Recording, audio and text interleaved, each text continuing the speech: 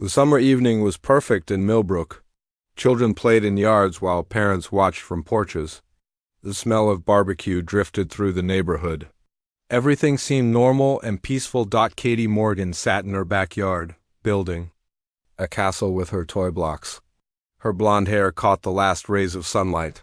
She was 8 years old and loved to create things. Her father always said she had smart hands and a clever mind. Inside the house, Jake Morgan washed dishes from dinner. He could see Katie through the kitchen window. She was his whole world now.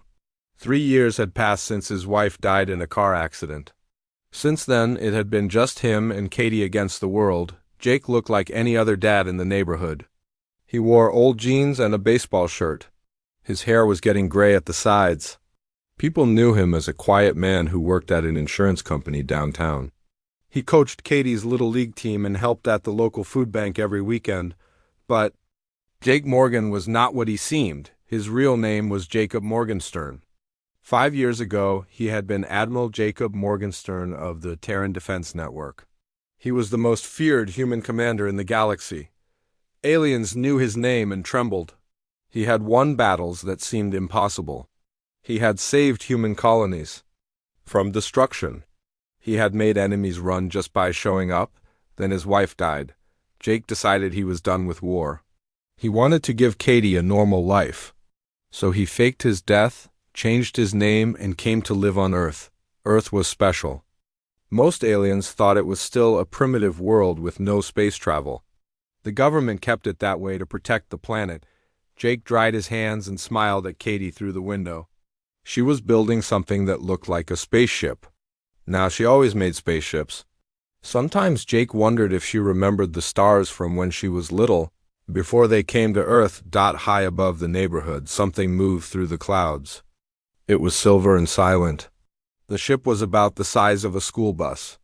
Inside, 3 aliens worked at strange controls. Captain Vex was the leader. He looked like a tall gray lizard with big black eyes. His skin was smooth and cold. He had been doing specimen runs for 20 years. Earth was supposed to be easy. The beings here were primitive. They had no real technology. They would not fight back. "Target located," said his second officer, a thin alien named Court. "One juvenile human, alone in an open area." "Perfect," Vex said. His voice sounded like wind through dry leaves. "Begin the extraction. Make it quick and clean." The Zephyrian ship moved lower. Its cloaking system made it invisible to human eyes and machines. This was routine for them. They took specimens from primitive worlds all the time. The Galactic Council allowed it for scientific research.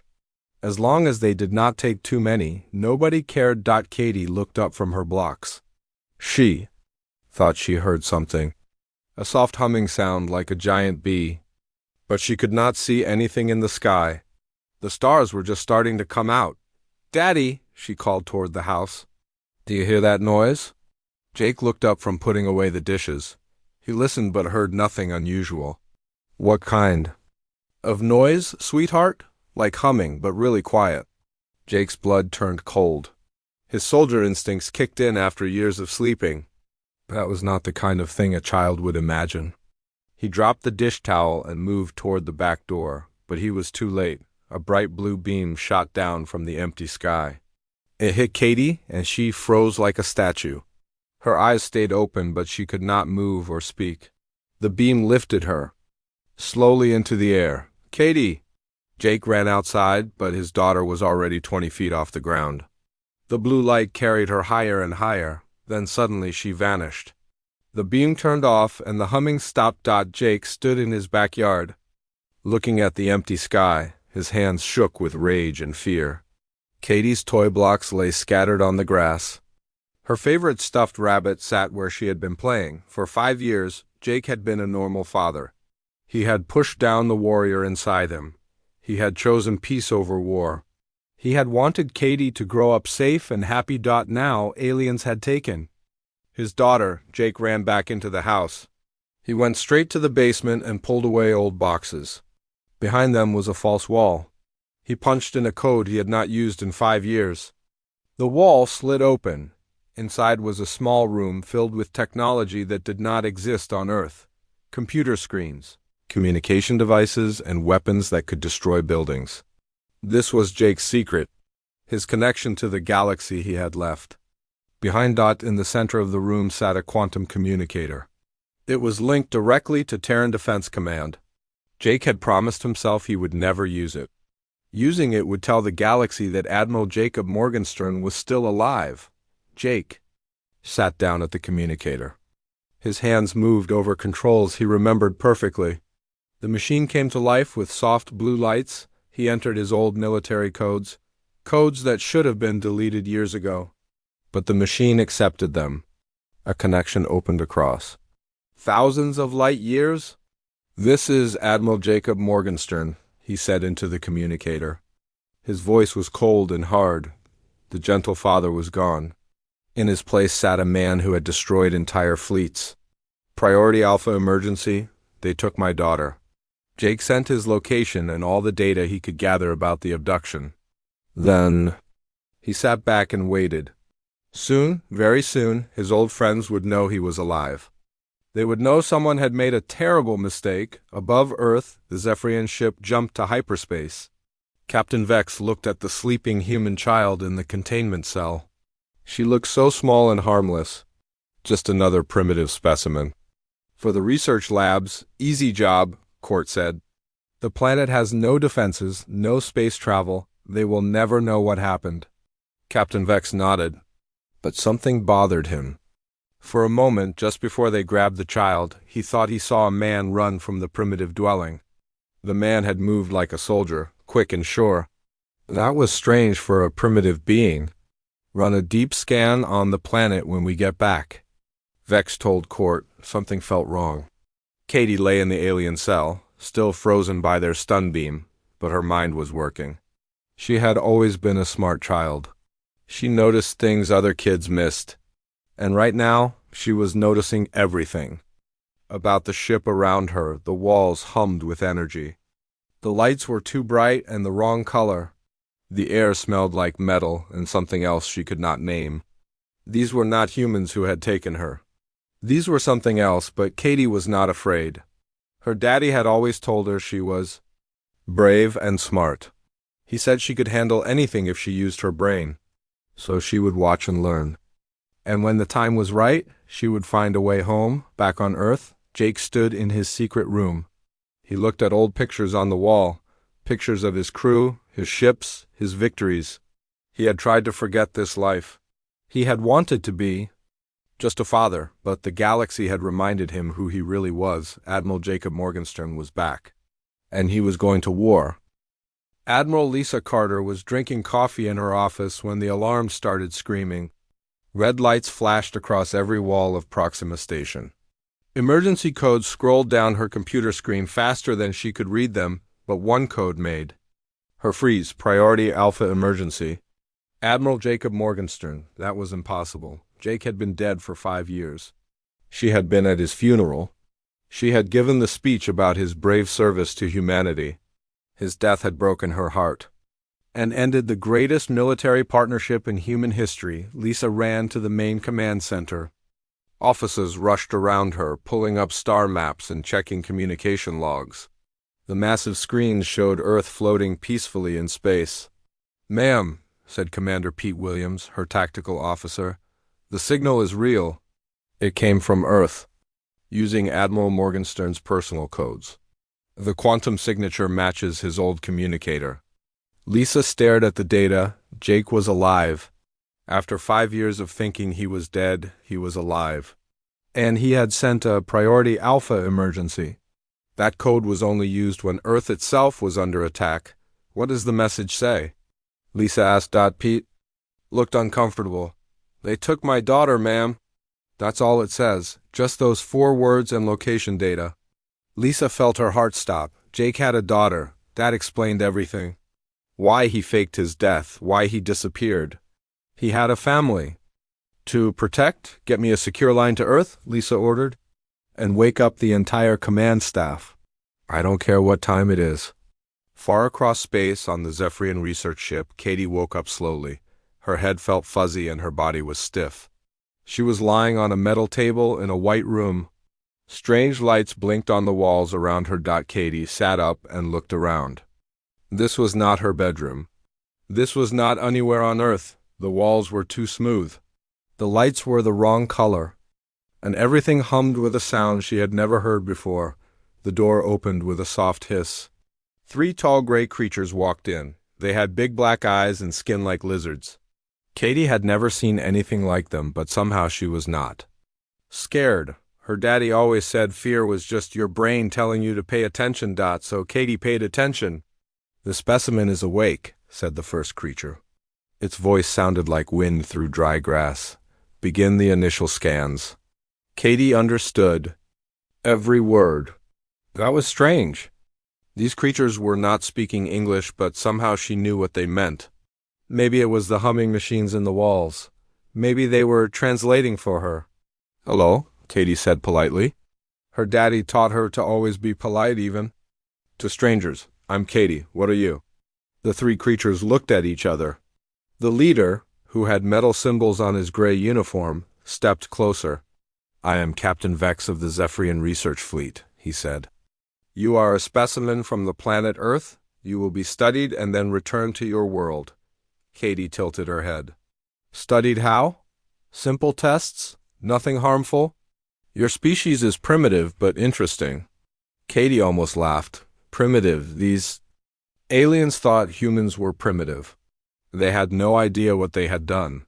They had no idea who her daddy really was. Can I ask you some questions? Katie said.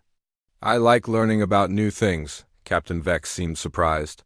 Most specimens from primitive worlds were scared and confused. This small human seemed curious and calm. You may ask questions, Vex said.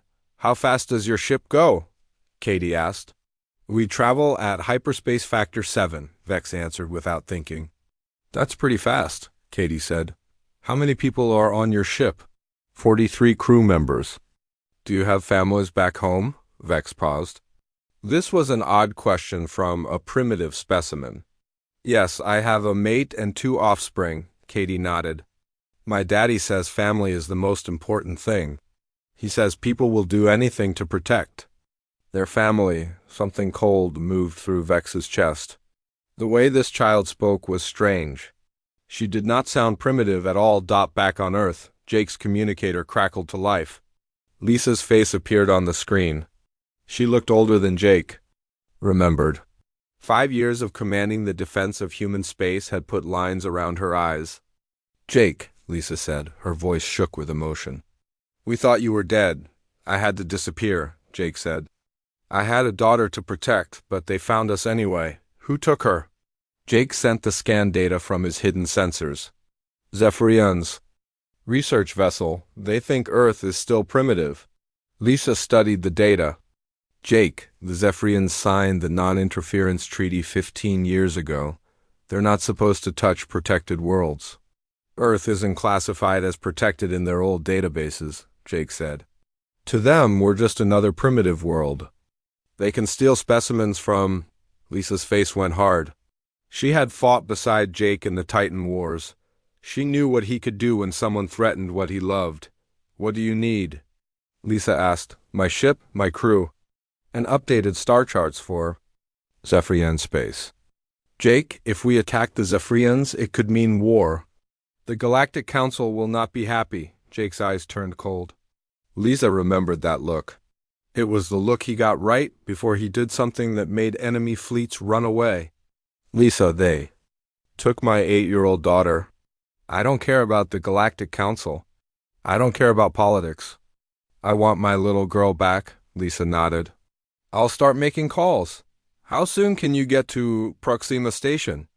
I have a personal transport hidden in the mountains, 6 hours. I'll have the retribution ready for you. Jake smiled for the first time. Since Katie was taken, the retribution was his old ship, the most advanced warship in the human fleet. The ship that had won the Battle of Kepler Prime. Thank you, Lisa. Jake, Lisa said before he could close the connection. The crew is going to want to know about you being alive. Tell them, Jake said. Tell them Admiral Morgenstern is back, and someone made a very big mistake. On the Zephyrian ship, Katie continued asking questions. She learned about their home planet, their technology, and their military strength. Captain Vex answered because he thought she was just a curious primitive child, but Katie was not just curious. She was mapping everything. Her daddy had taught her to always know her surroundings. He said information was the best weapon. "Your ship is really amazing," Katie said. "But don't you worry about humans coming to look for me?" Captain Vex made a sound like laughing. "Child, your species has barely discovered fire. You have no space travel. No weapons that could threaten us. No one will come for you." Katie smiled. It was not a little girl's smile. It was her father's smile. "You might be surprised," she said. Across the galaxy, old friends received messages they never expected to get. Commander Rick Torres was running security for a mining operation when his communicator buzzed with Jake's personal code, Dr. Helen. Brooks was studying alien biology on a research station when her emergency beacon activated, one by one. Jake's old team learned the truth. Admiral Jacob Morgenstern was alive, and he needed them. Rick Torres quit his job immediately and booked passage to Proxima Station. Helen Brooks left her research and caught the next transport. Chief Engineer Amy Walsh broke her contract with a corporation and headed home. Even the ones who could not come legally found ways. Danny Cruz, who was in military prison for punching a general, received a mysterious order transferring him to Proxima Station. The order was signed by someone very high up in command. Within 12 hours, Admiral Morgenstern's legend began to spread through the fleet. The greatest military commander in human history was back. And he was angry. On Proxima Station, Lisa watched ships arrive from across human space. Volunteers were coming. Men and women who had served with Jake, people who owed him their lives, soldiers who had heard the stories and wanted to serve under the famous Admiral Morgenstern. Lisa smiled. The Zephyrians had no idea what was coming for them. They thought they had taken a helpless child from a primitive world. They had just declared war on humanity's greatest warrior. The Retribution sat in Dock 7 of Proxima Station, gleaming like a deadly silver knife.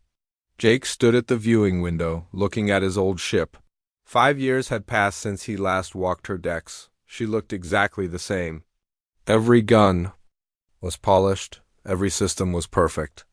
"We kept her ready for you," Lisa said behind him. "The crew said you might come back someday." Jake turned around. Lisa wore her admiral's uniform with 4 gold stars on her collar. She had come far since the days when she was his second officer, but her eyes still held the same fierce loyalty. "How many ships can you give me?" Jake asked. "Officially?" "None. The government is scared of starting a galactic war over one child." Jake's face grew dark. "And unofficially?" Lisa smiled. "Unofficially, I have 12 ships ready to go. 3 destroyers, 4 cruisers, and 5 support vessels. Plus the Retribution." The crews all volunteered. "That's not enough to fight the entire Zephyrian fleet." "It's enough to get your daughter back." Jake nodded. Getting Katie back was all that mattered. If he had to fight every alien in the galaxy, he would do it. The docking bay doors opened with a deep rumble. Jake's old crew walked in like ghosts from the past. Chief Engineer Amy Walsh moved with quick, sure steps. Her red hair was shorter now, but her green eyes still sparkled with mischief. "Admiral," Amy said with a grin. "Miss me?" "More than you." "No," Jake replied. Danny Cruz came next. The weapons specialist was bigger than before, with new scars on his arms. Prison had made him harder, but his loyalty to Jake had never wavered. "Sir," Danny said simply, "ready to blow things up?" Dr. Helen Brooks arrived last. The xenobiologist looked tired from her long journey, but her mind was already working on the problem. "I brought everything I know about Zephyrian biology and technology," Helen said. "Their ships have weak points. Their psychology has flaws. We can use both." Jake looked at his team. These people had followed him through the worst battles in human history. They had trusted him with their lives. Now, they were here again, ready to fight impossible odds. "Thank you," Jake said, "all of you. Katie is lucky to have such brave people looking for her." The ship's computer spoke in a warm female voice. "Welcome home, Admiral." Oracle systems online and ready. Oracle was the Retribution's artificial intelligence. She had been with Jake through every battle. Her voice brought back memories of victory and loss. "Hello, Oracle," Jake said. "How long since our last mission?" 5 years, 3 months, 12. "Days, Admiral. I've been waiting," Jake smiled. Even the ship had missed him. On the Zephyrian research vessel, Katie was learning fast. She had been on the ship for 2 days now. Captain Vex thought she was just a curious child asking innocent questions. But Katie was building a map of their technology in her mind. She learned that the ship had 43 crew members. She learned that they used fusion reactors for power. She learned that their weapons were powerful but short-range. Most importantly, she learned that they had no idea who they had really taken. "Captain Vex," Katie said during her daily question session, "how many ships does your people have?" "The research fleet has over 200 vessels," Vex said proudly. "That's a lot," Katie said. "But what about your military fleet?"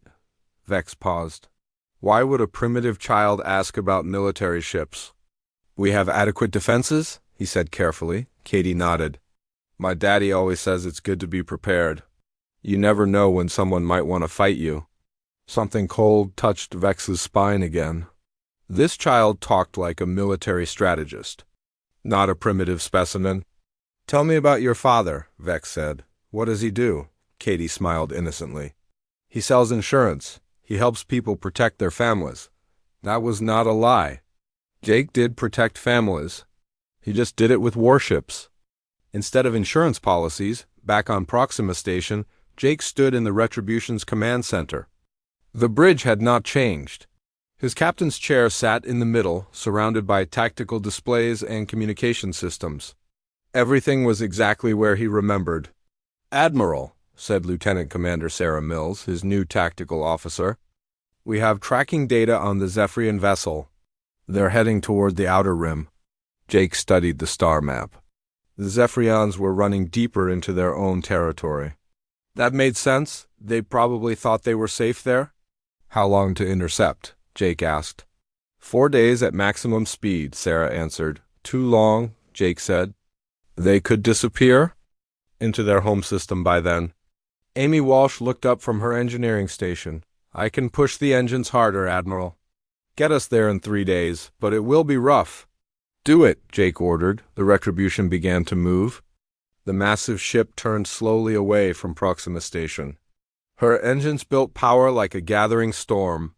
Soon they would jump to hyperspace and begin the hunt. In the communication center, Jake sent messages across the galaxy. Old friends who owed him favors, information brokers who traded in secrets, mercenaries who remembered his name. The message was simple: find the Zephyrian research ship Seeker.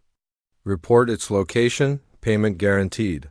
Within hours, responses started coming back. Jake's network was vast and old. People across dozens of star systems began looking for one small research vessel. Meanwhile, the Zephyrian High Council met. An emergency session on their homeworld. The council chamber was a great dome filled with gray-skinned aliens in ceremonial robes. They had ruled the Zephyrian Empire for 1,000 years. Counselor Prime Thane stood at the center of the chamber. He was old and wise, with eyes like black diamonds. In his hands he held a datapad with disturbing news. "Fellow counselors," Thane said, "we have a problem. Captain Vex has taken a specimen from a protected world." Murmurs of concern filled the chamber. Taking specimens from protected worlds was forbidden by galactic law. "Earth was not listed as protected in our databases," said Counselor Keth. "Our databases are 20 years old," Thane replied. "Earth has been under human protection for decades. And the specimen Vex took is not just any human child." Thane activated a holographic display.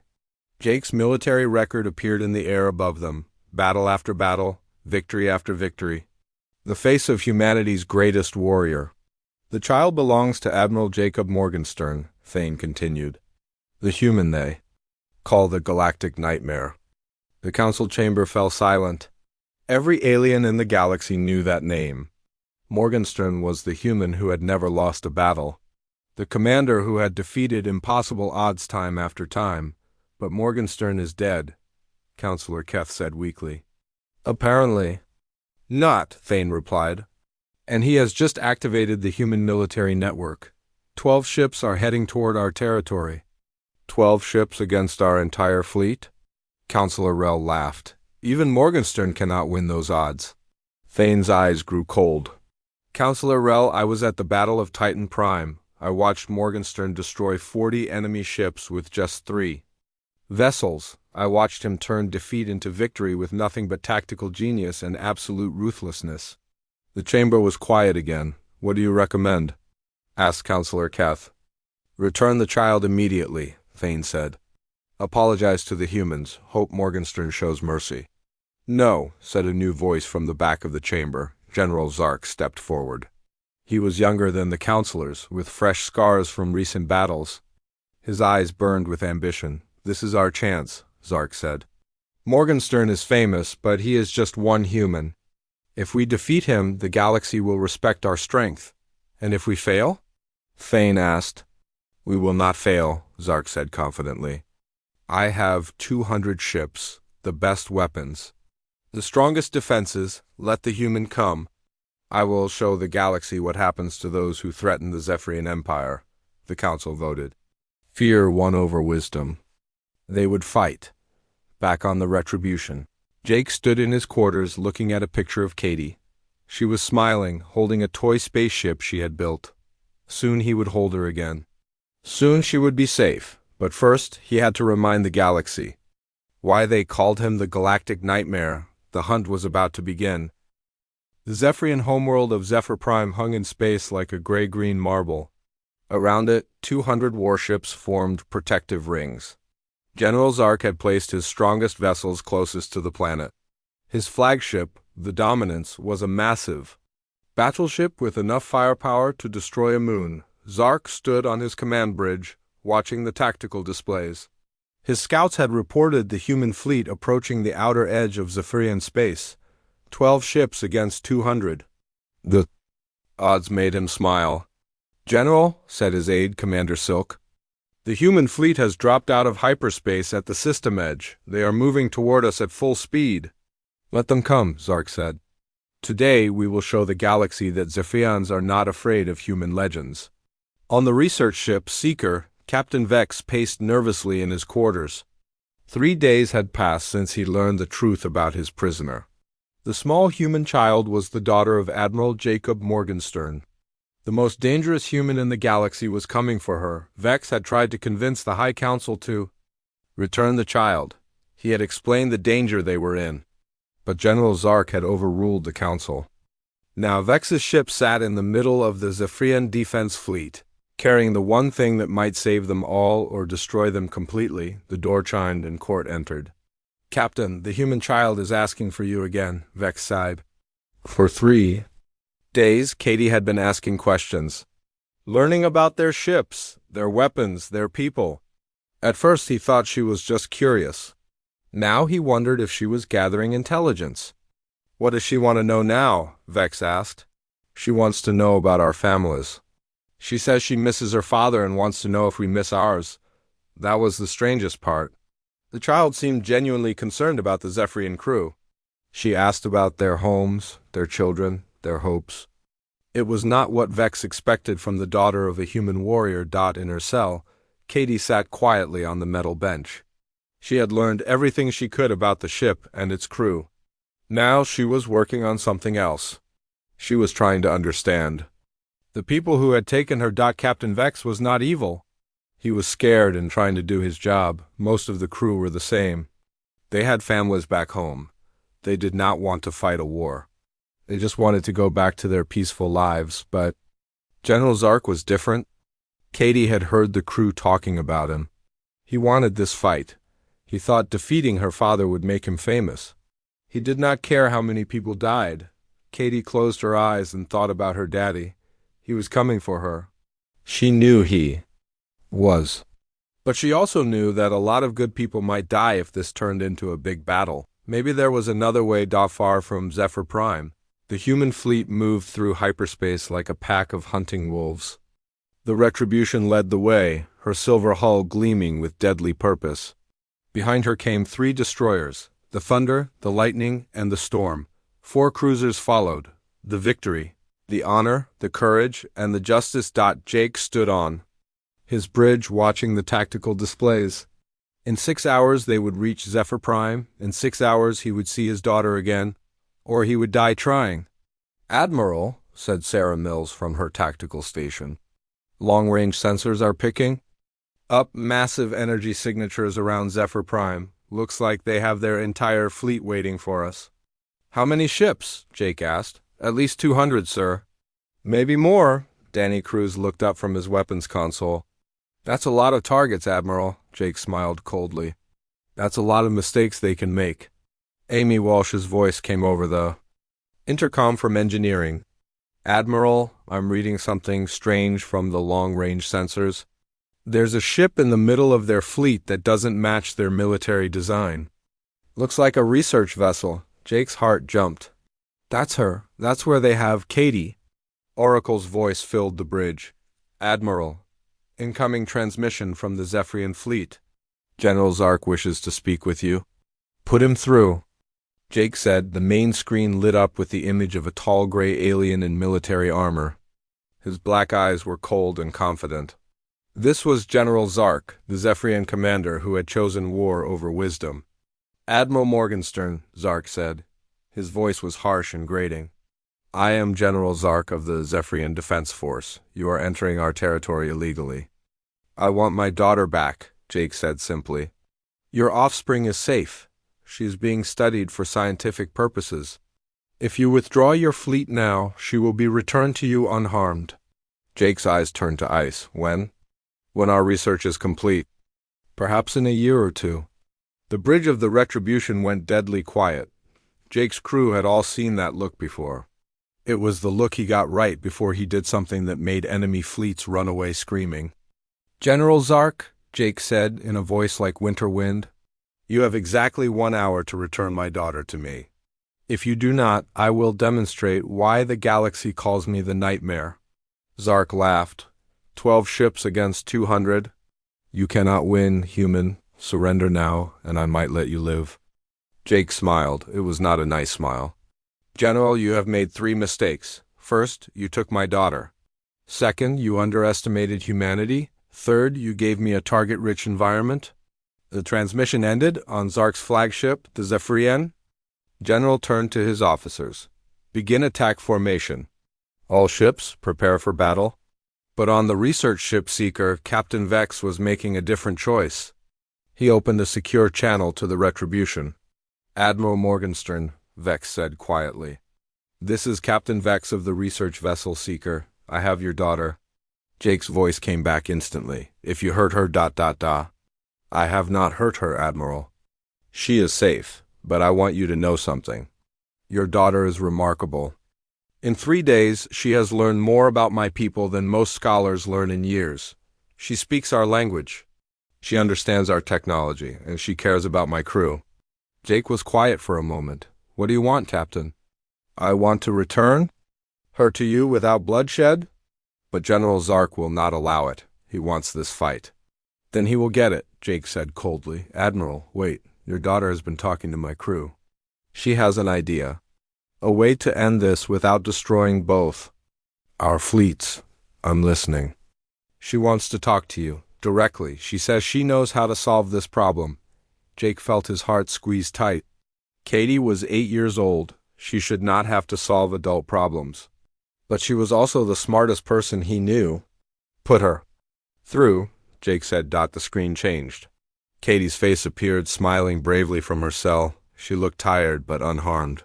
Jake felt tears in his eyes for the first time in years. "Hi, Daddy," Katie said. Double quote. "Hello, sweetheart. Are you okay?" Fine. The Zephyrians have been nice to me. But Daddy, we need to stop this fight before it starts." "Katie, these people took you from our home. They need to pay for that." "I know, Daddy, but most of them are just scared. They have families too. Only General Zark wants to fight." "What if we could get rid of just him?" Jake stared at his daughter. Even in captivity, she was thinking like a strategist. She was thinking like him. What do you have in mind, sweetheart? Katie's smile got wider. I learned a lot about their ships, Daddy, and I think I know how to make General Zark's flagship go away without hurting anyone else. Jake looked at his crew. They were all staring at the screen in amazement. An 8-year-old girl was about to teach the greatest military mind in human history how to win a battle. Tell me, Jake said, and Katie began to explain her plan. Katie's plan was brilliant and simple. She had learned that General Zark's flagship used an old computer system, the same system that Captain Vex's research ship used. If her daddy could get close enough, Oracle could send a virus through their communication link. The virus would shut down the dominance without hurting anyone. But I need to help, Katie said from her cell. I know their system codes. I learned them by watching the crew work.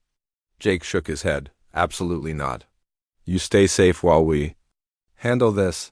Daddy, I'm the only one who knows the codes. And Captain Vex will help us. He doesn't want to fight either. Jake looked at Captain Vex on the split screen.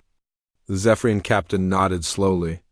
Your daughter is right, Admiral. I can position my ship close to the dominance. But we will need her help to access their systems. Jake felt torn between pride and fear. Katie was showing the same tactical mind that had made him famous. But she was still his little girl. Okay, Jake said finally. But at the first sign of trouble, you get to safety. I promise, Daddy. The human fleet approached Zephyr Prime in battle formation. The Retribution led the way, followed by the destroyers and cruisers. They looked small compared to the massive Zephyrian fleet waiting for them. General Zark watched them come with satisfaction. Look at them, he told his officers. 12 tiny ships against our mighty fleet. This will be the shortest battle in galactic history. But Jake had other plans. As the human fleet moved closer, they began to spread out. The destroyers moved left and right. The cruisers took high and low positions. It looked like they were trying to surround the much larger enemy force. Zark laughed. They think they can encircle us? How foolish. On the Retribution, Jake gave his orders. All ships, begin Phase 1. Make it look good. The human fleet opened fire, but not at the Zephyrian ships.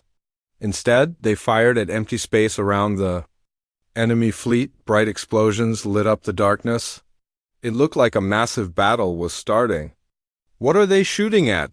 Zark demanded. Unknown, General, his tactical officer replied. But their weapons fire is not hitting our ships. Meanwhile, Captain Vex quietly moved his research ship closer to the dominance. In all the confusion of the fake battle, nobody noticed one small vessel changing position. In her cell, Katie worked with a portable computer that Captain Vex had given her. Her fingers moved quickly over the alien controls. She was accessing the Dominance's computer system through the research ship's connection. I'm in, Katie whispered to Captain Vex. Oracle, can you hear me? Oracle's voice came through the ships. Speakers, hello, Katie, I'm ready to upload the virus. Wait for my signal, Katie said. She was watching the tactical display, waiting for the right moment. The fake battle continued around them. Jake's ships danced through space, firing spectacular light shows but hitting nothing important. The Zephyrian fleet stayed in defensive positions, confused by the strange human tactics. This is ridiculous, General Zark said. All ships advance and engage the enemy. The Zephyrian fleet began to move forward. 200 warships accelerated toward the 12 human vessels. It should have been a massacre, but Jake was ready for this moment. All ships execute Nightmare Protocol, Jake commanded. The human fleet suddenly changed. The destroyers that had been moving slowly suddenly accelerated to impossible speeds. The cruisers that had seemed damaged began firing weapons that should not exist. The Retribution herself seemed to split into 3 ships as her advanced holographic projectors created false images. The Zephyrians found themselves shooting at ghosts while real human ships appeared behind them, firing precise shots at weapon systems and engines. Ship after ship found their guns disabled and their engines dead. How are they doing this? Zark screamed. His tactical officer looked terrified. General, our ships are reporting system failures across the fleet. The humans are using some kind of advanced electronic warfare. But the real surprise was yet to come. Now, Katie, Captain Vex whispered. Katie pressed the final sequence on her computer. Oracle, do it now. The virus flowed from the Retribution through the research ships. Communication link into the Dominance's computer system. It was a virus designed by human military intelligence specifically to shut down alien computer networks. General, Zark watched in horror as his flagship began to die around him. Lights went out, weapons powered down. The engines stopped working. Even the life support systems began to fail. What is happening? Zark demanded. Computer virus, General, his technical officer reported. It's shutting down everything. Emergency power kicked in, but it would not last long. The mighty Dominance was helpless, floating dead in space. Jake's voice came over the communication system. It reached every ship in both fleets. This is Admiral Jacob Morgenstern, Jake said. His voice was calm and cold.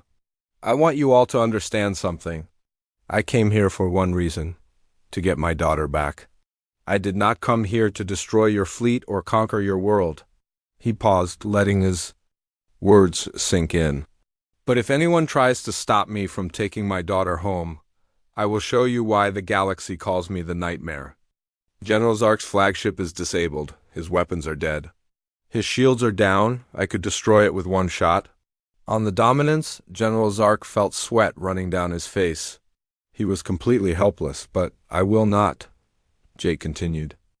Because my daughter taught me something today. She told me that most of you are good people with families to protect. She does not want you to die for one foolish general's ambition. Across the Zephyrian fleet, ship commanders looked at each other. Their most powerful vessel had been defeated without firing a shot. The humans had shown they could destroy them all if they wanted to, Captain Vex, Jake said. Please bring my daughter home. The research ship Seeker broke away from the Zephyrian fleet and moved toward the Retribution. In her cell, Katie packed the few things the Zephyrians had given her. She was ready to go home, but before she left, she asked Captain Vex for one more favor. Can I talk to your crew? Katie asked. Vex looked surprised. Why? I want to say goodbye, and thank you for being kind to me. Captain Vex gathered his crew in the main corridor. Katie stood before them, looking very small next to the tall gray aliens, but when she spoke, her voice was strong and clear. Thank you for taking care of me, Katie said. I know you were just doing your jobs. I hope you all get to go home safely to your families. The Zephyrian crew looked amazed. This human child, who had every reason to hate them, was wishing them well. I also want you to know something, Katie continued. My daddy is not really a nightmare. He is just a father who loves his daughter very much. If you ever need help, and if you promise not to hurt any more children, he will help you too. Captain Vex felt something strange in his chest. Respect. This small human had more wisdom than most adults in the galaxy. The docking bays of the two ships connected. Jake waited on the other side, wearing his admiral's uniform, but with tears in his eyes. When the door opened, Katie ran into his arms. Daddy! Jake held his daughter tight, feeling whole again for the first time in days. She was safe. She was home. Behind Katie, Captain Vex stepped through the airlock. He looked nervous but determined. Admiral, Vex said, I want to apologize for taking your daughter. It was wrong. Jake looked at the alien captain for a long moment. Then he nodded. You brought her back safely, Jake said. And you helped us avoid a war. That takes courage. The Retribution pulled away from Zephyr Prime with the rest of the human fleet. General Zark's disabled flagship was left floating in space, a reminder of what happened when someone threatened a human child. Months later, Jake and Katie returned to their quiet house in Millbrook, but things were different now. The galaxy knew that Admiral Jacob Morgenstern was alive, and they knew he had a daughter who was just as smart and brave as he was. Katie went back to school and played with her friends. But sometimes when she looked at the stars, she remembered her adventure. She had learned that the universe was full of different people, some good and some bad. and she had learned that sometimes the best way to win a fight was to understand your enemy. Jake went back to his job at the insurance company, but in his basement, the quantum communicator stayed active. The galaxy was a dangerous place and Earth needed protecting, and if anyone ever threatened his family again, they would learn why they called him the Galactic Nightmare, but hopefully, they would also learn what Katie had taught everyone that day. Sometimes the greatest victory comes not from destroying your enemies, but from showing them a better way. The little girl who had been taken by aliens had become something the galaxy had never seen before. She was a bridge between species. Reminder that even in the vastness of space, compassion and wisdom could triumph over fear and hatred, and she was only 8 years old.